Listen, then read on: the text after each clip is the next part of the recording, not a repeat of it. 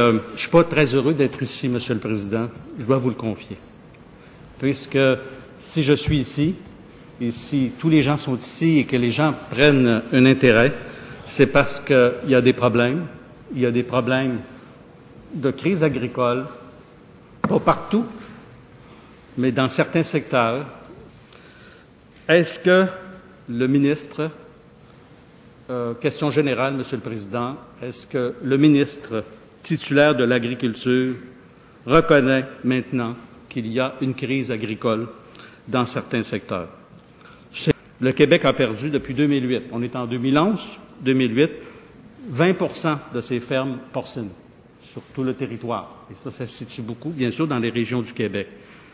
1200 fermes de veaux d'embauche.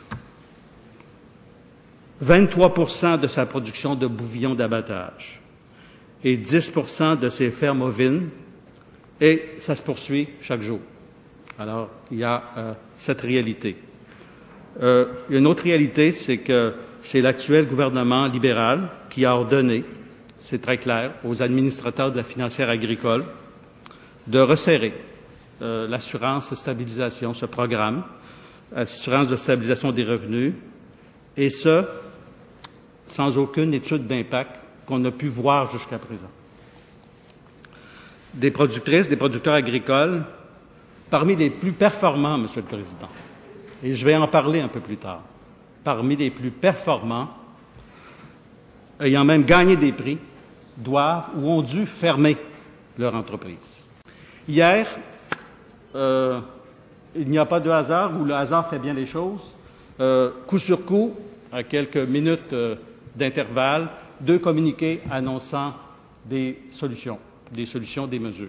Monsieur le Président, je ne peux que saluer le début d'une ouverture à des solutions. Il y a une responsabilité ministérielle qui est importante à travers ça, à bien comprendre. Vous savez, la financière agricole du Québec, c'est une société d'État. J'ai mis beaucoup d'enthousiasme et d'importance à m'imprégner de mes nouvelles fonctions que m'a confiées le Premier ministre, M. Jean Charest, depuis le 3 février. J'ai fait plusieurs visites sur le terrain et probablement que mes propos seront teintés de ces visites que j'ai réalisées sur le terrain. Je parlais ici d'un état de situation et je parlerai d'un portrait qui est bien loin du titre de la présente interpellation.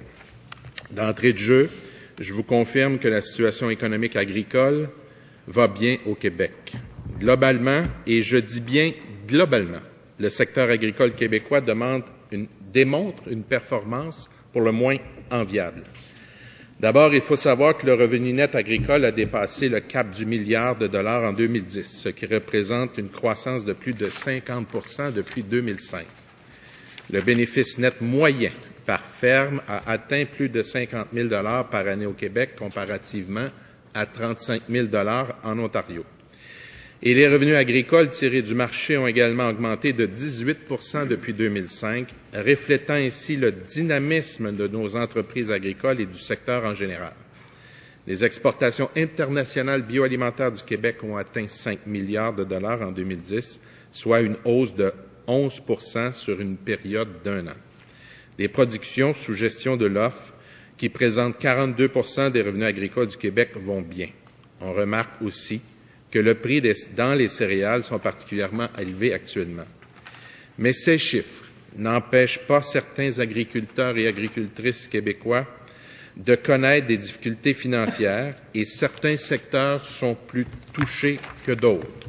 Pour ceux qui seraient portés à penser que j'ai des lunettes roses, je vais vous dire tout de suite que j'en ai jamais eu et que je n'ai pas l'intention d'en porter. Je pense ici plus particulièrement au secteur porcin qui traverse une période plus difficile, notamment parce que les 2/3 de sa production sont exportées et que celles-ci doivent composer avec un dollar canadien plus fort. Le gouvernement croit fermement en l'industrie porcine québécoise. C'est pour cette raison que nous travaillons à améliorer la situation pour assurer son avenir. Mais soyez assurés que nous travaillons individuellement, entreprise par entreprise, producteur par producteur, région par région, dans le cadre de la stratégie d'adaptation pour améliorer leur compétitivité et leur rentabilité. Vous serez d'accord avec moi, Monsieur le Président, chaque échec financier implique un drame humain que l'on voudrait éviter.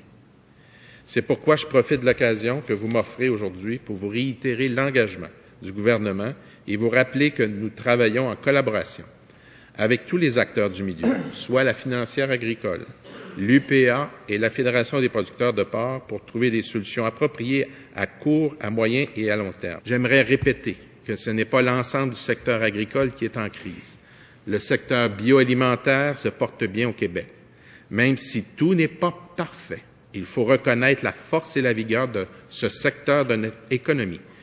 Il faut être capable de voir à long terme, car il faut savoir que 475 000 personnes travaillent entre la terre ou la mer et nos tables pour nous fournir près de 24 millions de repas en moyenne chaque jour.